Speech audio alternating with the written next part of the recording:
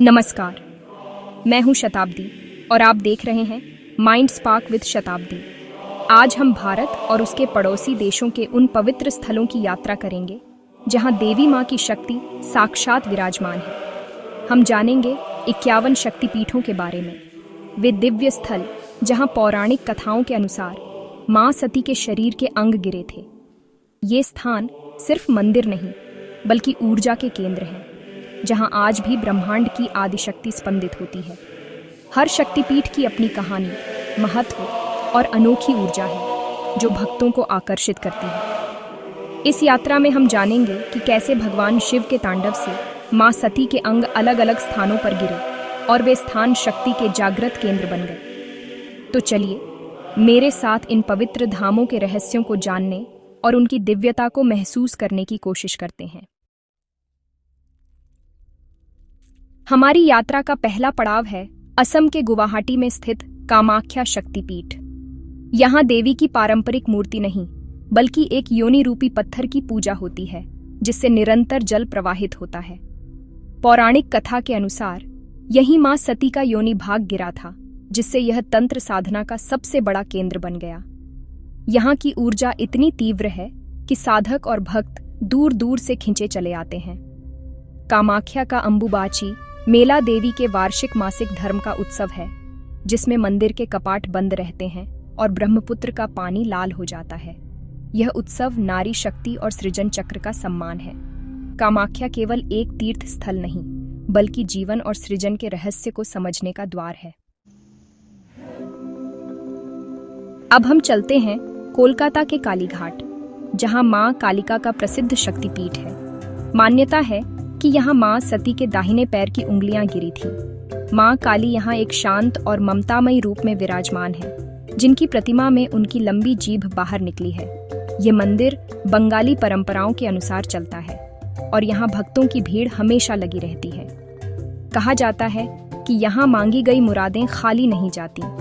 कालीघाट की ऊर्जा इतनी प्रबल है कि यहाँ आते ही एक सिहरन महसूस होती है। ये शक्तिपीठ हमें सिखाता है कि शक्ति का स्वरूप दोहरा है।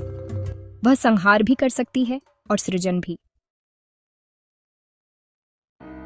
अगला पड़ाव है जम्मू के त्रिकुटा पर्वत पर स्थित मां वैष्णो देवी का मंदिर। यहाँ मां 3 पिंडियों के रूप में विराजमान है, महाकाली, महालक्ष्मी और महासरस्वती। यहाँ तक पहुंचने के लिए 13 किलोमीटर की कठिन चढ़ाई करनी पड़ती है, जो अपने आप में एक तपस्या है। हर कदम पर जय माता दी का जयकारा भक्तों में ऊर्जा भर देता है। रास्ते में बाणगंगा, अर्धकुंवारी और भैरव बाबा के मंदिर आते हैं, जिनकी अपनी कथाएं हैं। पवित्र गुफा में पिंडियों के दर्शन से जो शांति मिलती है वह अनमोल है। यह स्थान सिखाता है कि सच्ची आस्था से कोई भी चढ़ाई आसान हो जाती है। अब हम पाकिस्तान के बलूचिस्तान में स्थित हिंगलाज माता के मंदिर की ओर बढ़ते हैं।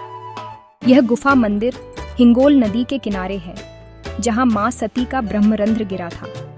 यह स्थान हिंदुओं और स्थानीय मुस्लिम समुदाय दोनों के लिए पूजनीय है। हिंगलाज की यात्रा कठिन है, लेकिन भक्तों का विश्वास हर बाधा पार करवा देता है। गुफा के भीतर सिंदूर लगे पत्थर को देवी के रूप में पूजा जाता है। यहाँ की शांति और दिव्यता अद्भुत है। यह शक्तिपीठ बताता है कि भक्ति किसी सीमा या धर्म की मोहताज नहीं। अब हम त्रिपुरा के त्रिपुरा सुंदरी मंदिर पहुंचते हैं, जहां मां सती का दाहिना पैर गिरा था। यहाँ मां को षोडशी के रूप में पूजा जाता है, जो सौंदर्य और शक्ति की देवी है। मंदिर की वास्तुकला कछुए की पीठ जैसी है, इसलिए इसे कूर्म पीठ भी कहते हैं। गर्भगृह में मां की 2 प्रतिमाएं हैं, एक बड़ी और एक छोटी मां, जिसे विशेष अवसरों पर बाहर निकाला जाता है। मंदिर के पीछे कल्याण सागर तालाब है, जिसमें मछलियां और कछुए रहते हैं। त्रिपुरा सुंदरी शक्तिपीठ सिखाता है कि सच्चा सौंदर्य आंतरिक शक्ति और करुणा से आता है। यहाँ की ऊर्जा सौम्य और कल्याणकारी है।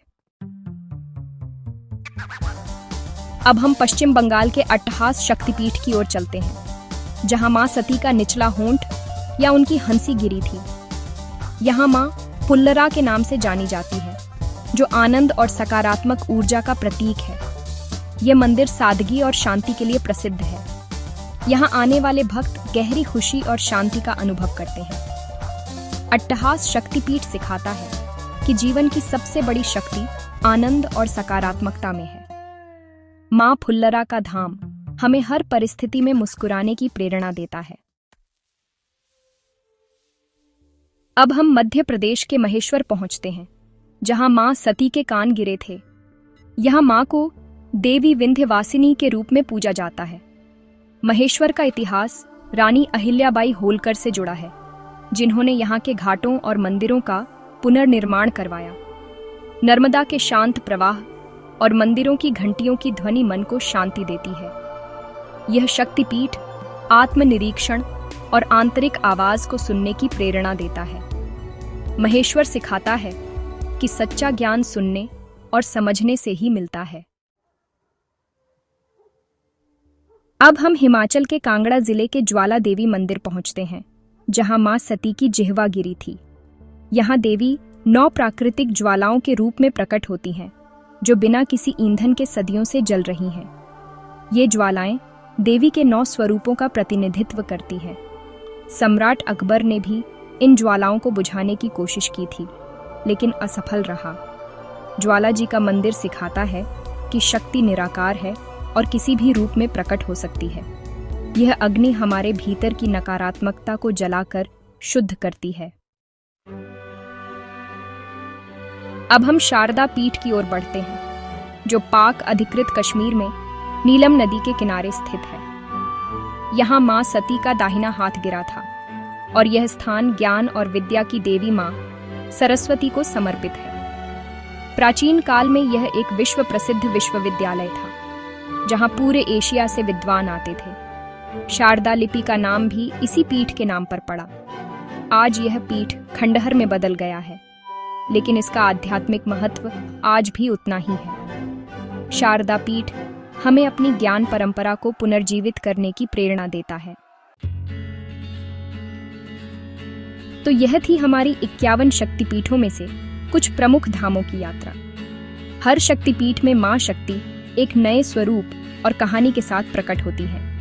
यह यात्रा दिखाती है कि देवी की शक्ति सर्वव्यापी है, हर कण, हर रूप, हर स्थान में। इन धामों का दर्शन केवल धार्मिक यात्रा नहीं, बल्कि आत्मा की शुद्धि और शक्ति का अनुभव है। क्या आपने कभी किसी शक्तिपीठ के दर्शन किए हैं? अपने अनुभव नीचे कमेंट्स में साझा करें। अगर आपको यह वीडियो पसंद आया तो जय माता दी लिखना न भूलें और जुड़े रहिए माइंड स्पार्क विद शाटब डी के साथ। धन्यवाद।